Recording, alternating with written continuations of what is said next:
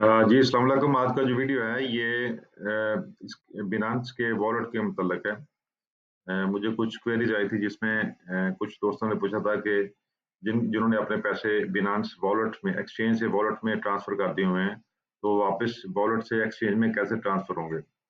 इसके लिए मैंने सोचा आपको एक क्विक वीडियो बना दूं, ताकि सभी लोगों की जो है ना वो हेल्प हो जाए। तो एक बात याद रखिएगा कि जब भी हम पैसे एक्सचेंज से वॉलेट में ट्रांसफर करते हैं, तो हमें ऐसा कुछ भी नहीं चाहिए। जो वॉलेट के अंदर एक बटन होता है रिसीव का, आप उस पे क्लिक करते हैं और जो भी टोकन आपने उसमें डिपॉजिट करना है आप कर देते हैं।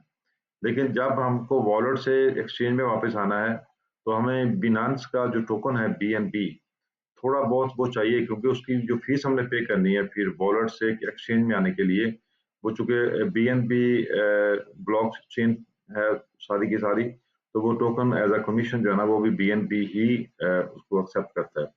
तो जब भी आप एक्सचेंज से वॉलेट में अपने टोकन जो भी आपने ट्रांसफर करने हैं आप वो करें, लेकिन कोशिश कीजिएगा के साथ थोड़े बहुत बीएनबी जितने भी परसेंट हो सके, जितने भी आप अफोर्ड करते हैं, वो भी उस जो है ना वो अपने वॉलेट के अंदर रखें थोड़े बहुत।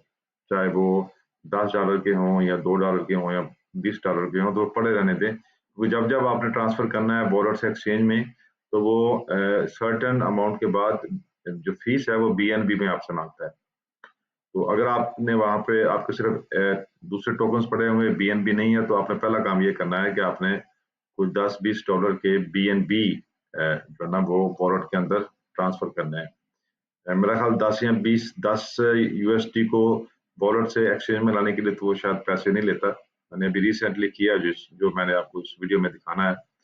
तो शायद इससे ज्यादा अगर हमने करने हो तो वो कमीशन मांगता है, और वो कमीशन सिर्फ और सिर्फ बीएनबी के अंदर ही वो चार्ज करता है, क्योंकि ये बीएनबी बिनांस एक्सचेंज जो क्रिप्टो मार्केट है बीएनबी ब्लॉकचेन पे है। तो ये बड़ी जरूरी चीज है, इसको आपने याद रखना है।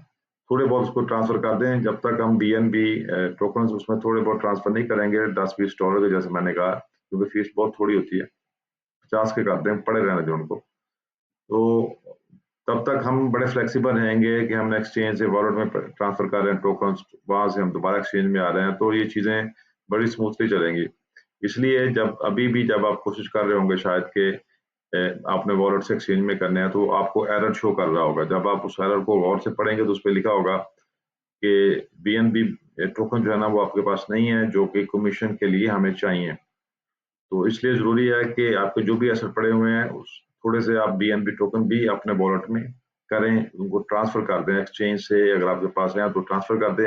अगर एक्सचेंज में भी आपके पास नहीं है, तो आप एक्सचेंज में जाएं, वहां पे बाई क्रिप्टो का एक ऑप्शन आता है, उस पर आप क्लिक करें। जो भी आपने $10-20 $50 के आपने बाई करना है, तो आप बीएनबी को बाई कर लें। जब बीएनबी आपको मिल जाएंगे, आप अपने वॉलेट में जाएं, वॉलेट में आएगा एक बटन आएगा रिसीव का, आप उस पर क्लिक करें और वो आपसे पूछेगा कि आपने क्या रिसीव करना है, तो आप उस पर करते हैं कि मैंने बीएनबी रिसीव करना है।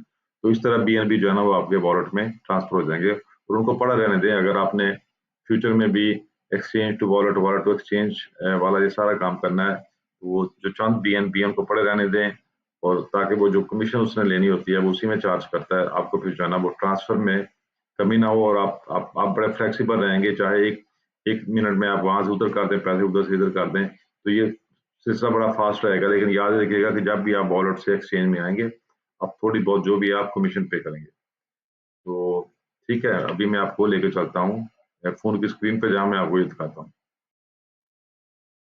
जी, हम आ गए हैं स्क्रीन पे। आप देख रहे हैं कि 31 पॉइंट कुछ जो है ना ये मेरे पड़े हुए हैं। अब आपके राइट साइड पे नीचे जो है ना एसेट का बटन होगा, आप दबाएंगे एसेट्स को, तो आपके सामने जो ऑप्शन आ जाएगी वो उस अमाउंट के नीचे वो आ जाएगी सेंड की ऑप्शन। तो देख लें, अब जो सेंड वाली ऑप्शन है आप इसको दबाएंगे। तो जैसे आप इसको क्लिक करेंगे तो हमारे पास जो है ना इंटरफेस खुल जाएगा, और आपसे पूछ रहा है कि आपने कौन से कोइंस को करना है। तो मैं यूएसटी 30 मेरे पास पड़े हुए हैं, तो मैं यूएसटी को ही सिलेक्ट करता हूँ। आपके पास जो भी होगा आप उसको कर लीजिएगा। तो मेरे 30 है, मैं तो आपको दिखाने के लिए इसके अंदर जो है ना वो 10 यूएसटी मैं यहाँ पे लिख देता हूँ। और फिर वो मुझसे पूछ रहा है कि आपके इस बिनांस एड्रेस पे जाएंगे, तो मैं उसको यस कर देता हूँ, क्लिक कर देता हूँ इस पे। जब क्लिक करता हूँ तो हम वेट करते हैं थोड़ी देर में, जैसे ये अपडेट होता है। तो नीचे फिर वो मुझे ऑप्शन दे देगा, कंफर्म किया, मुझे ये बता रहा है कि आपकी जो बीएनबी चेन की फीस है वो 10 यूएसडी पे फ्री है, हम इसकी कोई भी फीस चार्ज नहीं करेंगे। तो हम उससे कहते हैं ठीक है। तो जैसे ही आगे चलता है तो हम इसको जो है ना कंफर्म कर देंगे। ये देखें फ्री फीस है इसकी। तो जैसे ही हमने इसको कंफर्म किया तो हमें ये मैसेज जो है ना वो भेज रहा है। अभी हम वेट कर रहे हैं थोड़ी देर के लिए। वो मेरे से पूछेगा आपका सीक्रेट नंबर क्या है, ये वो, तो मैं सब उसको दे दूंगा। और देने के बाद आप देखेंगे ट्रांजैक्शन सबमिटेड।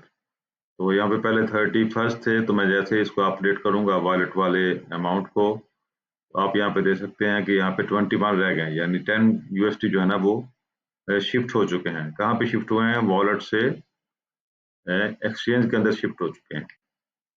तो इसके बाद जो है ना वो इसको कंफर्म करने के लिए हम एक्सचेंज पे भी जाते हैं, और एक्सचेंज पे जाकर देखते हैं कि हमें ये 10 यूएसडी जो थे, जो हमने यहाँ से किए थे, तो वो रिसीव हुए हैं कि नहीं। तो अब हमने देखा है कि वो भी हमें रिसीव हो चुके हुए हैं। पहले ये 321 थे यूएसडी, अब 331 हो चुके हैं।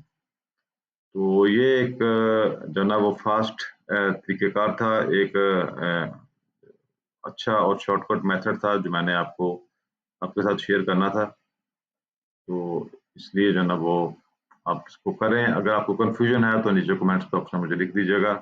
बाकी मिलते हैं इंशाल्लाह एक नए वीडियो में।